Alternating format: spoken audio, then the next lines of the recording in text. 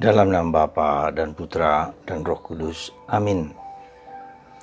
Para saudara, mari kita buka dengan doa. Allah Bapa di surga, pada hari ini kita memperingati Santo Yakobus Tua, salah satu dari murid yang tersayang oleh Yesus bersama Petrus dan Yohanes, saudara dari Yakobus. Bantu kami ya Bapa supaya mengenal hamba-Mu, Rasul-Mu yang yang sederhana ini, tetapi Kau beri semangat yang membara dalam hatinya. Semoga kami juga membara akan Kristus Yesus Tuhan kami. Amin. Para saudaraku yang terkasih dalam Kristus, kita seringkali mungkin lupa bahwa Yesus pun mendidik para rasul, membina para rasul selama 3 tahun itu. Lewat ajarannya, lewat kata-katanya, juga lewat apa yang dilakukan oleh Yesus, tindakan-tindakan, perbuatan-perbuatan Yesus. Di mata mereka, di pandangan mereka, mereka melihat. Karena itu mereka bersama-sama Yesus. Kemanapun Yesus pergi, mereka ikut. Itulah proses magang ya, di dalam kehidupan Yesus. Meski mungkin mereka tidak mengerti banyak akan apa yang diajarkan oleh Yesus, seperti halnya dengan para pengikut Yesus yang lain, ajaran Yesus sesuatu yang lebih daripada yang mereka mengerti. Lagi pula mereka adalah para nelayan-nelayan dengan tingkat intelektualitas mereka yang sederhana, tetapi tidak berarti mereka bodoh. Ya. Nah, yang mau saya sampaikan bahwa Yesus itu mendidik, membina mereka gitu loh. Membentuk mereka. Ya, semua rasul dibentuk dengan cara yang kurang lebih mirip. Nah, bagaimana mereka menangkap, mengerti, memahami, dan mengubah hidup mereka, itu suatu proses yang juga tidak mudah. Di antara 12 rasul itu, mereka pun seringkali memiliki pengertian, pemahaman yang berbeda-beda. Ya, mereka juga memiliki pandangan dunianya sendiri dalam hidup batin mereka. Ya, maka salah satu contohnya adalah Yakobus ini. Bersama Yohanes minta kepada ibunya ibu Zebedeus, untuk menempatkan mereka nanti sebelah kiri dan kanan Yesus. Apakah mereka mengerti ajaran Yesus? Kalau Yesus menjadi raja, mereka akan di kiri kanan, sehingga menimbulkan pemahaman kecemburuan dari para rasul yang lain.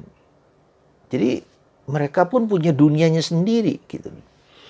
Ya, yang diizinkan, dibiarkan oleh Yesus bertumbuh, berkembang, ya, yang nanti pada waktunya akan diubah oleh Yesus sendiri. Bersama Yohanes dan Petrus, dia inilah juga dibawa ke atas gunung untuk menyaksikan kemuliaan Yesus yang tiada taranya itu. Ya. Di tempat lain juga, ketika Yesus membawa ketiga orang ini di Taman Getsemani, ketika Yesus berdoa malam hari setelah Kamis Putih, setelah mereka minum-minum, mereka bertiga tidur ketika Yesus sedang berdoa. Ya. Jadi dengan kata lain, kalau kita perhatikan, kalau kita lihat bahwa Rasul Yakobus ini adalah juga orang yang terdekat dari lingkaran dekat dengan Yesus, yang secara khusus dididik, dibina, dibentuk oleh Yesus. Formasio, ya, diformasio. Jadi kesediaan kita untuk dibentuk, demikian juga dengan hidup kita. Dibentuk oleh apa? Oleh kenyataan, oleh kehidupan, oleh situasi, oleh problem, oleh masalah, kegembiraan, sukacita di tengah-tengah kehidupan kita. Itulah Tuhan membentuk kita. Ya, Tuhan membentuk kita, seringkali kita juga dibenturkan oleh kita punya dunia kita sendiri gitu loh. Punya pemahaman kita sendiri yang berbeda dengan pemahaman Tuhan. Nah, disinilah poin penting bagi kita adalah formasio. Formasio itu adalah kesediaan untuk dibentuk, kesediaan terbuka untuk dibentuk, ya, kesediaan untuk mengerti, memahami apa yang Tuhan kehendaki, ya.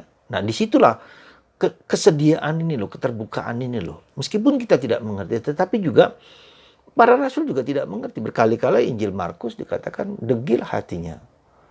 Di satu sisi Yesus menampakkan banyak sekali mujizat-mujizat, tetapi ketika mereka kemudian tidak ada roti, ya, mereka mengatakan, ya, mereka ragu, apakah memang Yesus bisa memberi makan ribuan orang yang mengikuti mereka. Mereka nggak mengerti. Maka Yesus bertanya, di mana? Ada berapa roti? Ada berapa ikan? Ya, jadi sesuatu yang untuk masuk ke dalam dunia ilahi, dunia Allah itu tidak mudah. Yang paling penting adalah keterbukaan. Kesediaan untuk terbuka, untuk melihat. Dunia kita terbatas sekali, maka kita harus memasuki dunia iman itu yang tak terbatas itu. Jadi kata penting di sini adalah formasio. Yang kedua, di samping formasio ada yang disebut dengan meditatio. Jadi meditasi itu bukan hanya bahwa kita duduk diam hening, tapi kehidupan itu direnungkan, ditanyakan, ya, direfleksikan. Kenapa saya mengalami derita demi derita, problem demi problem kehidupan? Ada apa dengan ini? Mengapa saya sulit sekali bergaul dengan orang lain A dan B? Itu adalah bagian dari meditatio, merenungkan, memikirkan, bertanya.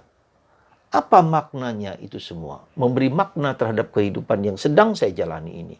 Apa saja, entah menggembirakan, entah susah, kita bertanya tidak. Memang harus ada waktu-waktu kita hening, kita diam, kita mendengarkan. Ya, apa yang sebetulnya peristiwa itu berbicara apa untukku. Ya. Maka penting bagi kita juga untuk duduk diam, untuk hening itu adalah penting. Ya, karena dengan begitu kita juga sadar bahwa ada sesuatu pesan yang mau Tuhan sampaikan kepada kita. Jadi ada sesuatu yang mau Tuhan sampaikan kepada kita lewat peristiwa itu. Ya, jadi pertama-tama meditatio. Jadi maknanya dulu. Kita mendapat makna apa dari peristiwa itu? Gitu loh. Merenungkan, merefleksikan, ada makna apa secara manusiawi. Itulah meditasi. Ya, jadi meditasi lalu paling bagaimana kita melatih diri untuk diam, untuk hening, untuk sunyi, untuk apa? Masuk dalam rahasia batin kita masing-masing. Perlu. Ya, dan kita merasa seringkali berat karena seolah-olah itu menjadi beban gitu loh. Udah capek, kerja keras macam-macam. Tapi justru itu sebetulnya suatu hiburan karena sesuatu kehidupan itu memberi kegembiraan ketika saya mengerti maknanya. Ketika tidak mengerti maknanya lalu berat, berubah lagi terus terus sama terus. Tapi ketika ada maknanya, ada sesuatu yang menggembirakan. Coba kalau diperhatikan, Tuhan menciptakan dalam 6 hari. Hari ke-7 Tuhan hening, Tuhan diam, Tuhan sujud. Untuk apa? Supaya orang bertanya. Jadi hari ke-7 itu hari di mana kita bergaul, bukan hanya meditasi, tetapi kontemplasi. Tuhan mau bicara apa denganku dengan peristiwa ini? Jadi tadi meditasi, makna manusiawi dalam diriku. Sekarang kontemplasi, Tuhan kau bicara apa dalam diriku? Ya. Apa maknanya peristiwa itu dalam diriku? Ya. Maka itulah yang terjadi pada diri Maria dan Yosef. Maka mereka menjawab, ya Tuhan. Ya. Jadi jawaban Maria itu seolah-olah jawaban yang cepat begitu saja yang dinyatakan dalam Injil Lukas. Sebetulnya kalau menurut saya bukan sesuatu yang begitu saja cepat, tetapi suatu proses di mana mereka akhirnya menjawab, ya, terjadilah padaku menurut perkataanmu. Suatu proses yang mungkin agak panjang, ya, yang harus mereka sampaikan kepada Tuhan.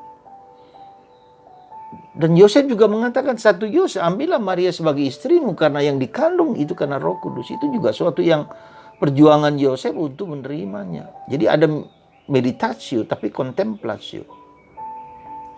Jadi sekali lagi untuk menjadi rasul, menjadi murid Yesus, terjadi ketiga proses formasio dibentuk. Kenapa formasi dibentuk? Karena kita ada banyak batu-batu, ada banyak duri-duri, kekeras kepalaan, kedegilan hati kita. Itu harus kita sadari. Maka kita mohon selalu, Tuhan, ampunilah dosa-dosaku. Ampunilah supaya aku tidak keras kepala. Musuh kita itu adalah kekeras kepalaan, kesombongan, keangkuhan kita. Itu yang pertama. Yang kedua, sekali lagi meditasi. Coba kita renungkan. Ya. Beri waktu Anda sendiri untuk bergaul, untuk sendirian bersama Tuhan. Ya.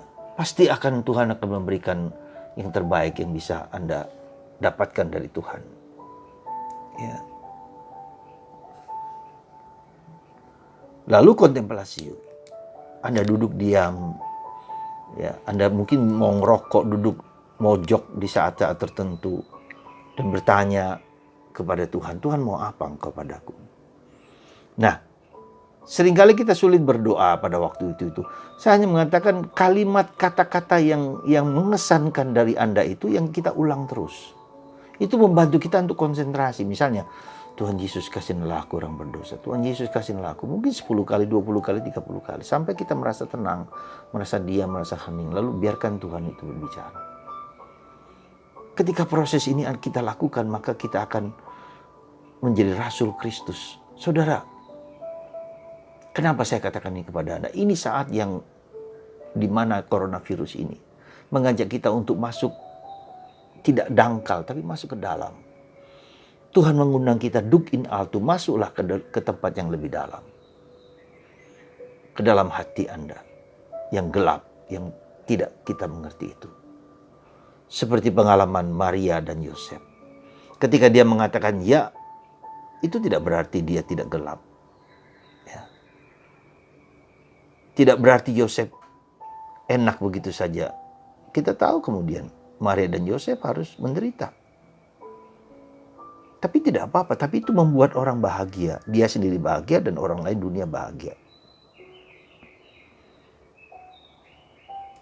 Saudara, semoga Rasul Yakobus menjadi contoh kita untuk menjadi rasul. Dan Yakobus kemudian berkobar-kobar bagi Kristus, akhirnya dia mati.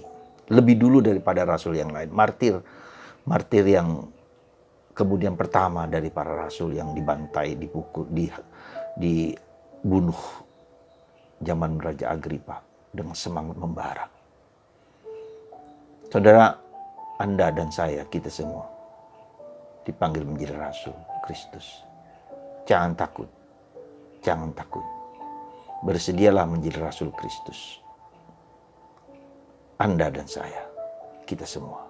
Saatnya dunia membutuhkan Anda, membutuhkan kita. Amin. Allah Bapa di surga, berkatilah anak-anak-Mu yang mendengarkan firman sabda ini. Semoga Santo Yakobus membangkitkan rasul-rasul Kristus di antara umat pilihannya. Dengan berani dan gagah mewartakan Kristus yang menderita, wafat, dimakamkan, dan bangkit. Terpujilah nama-Mu kini dan sepanjang masa. Berkat-Mu atas kami semua. Dalam nama Bapa dan Putra dan Roh Kudus. Amin.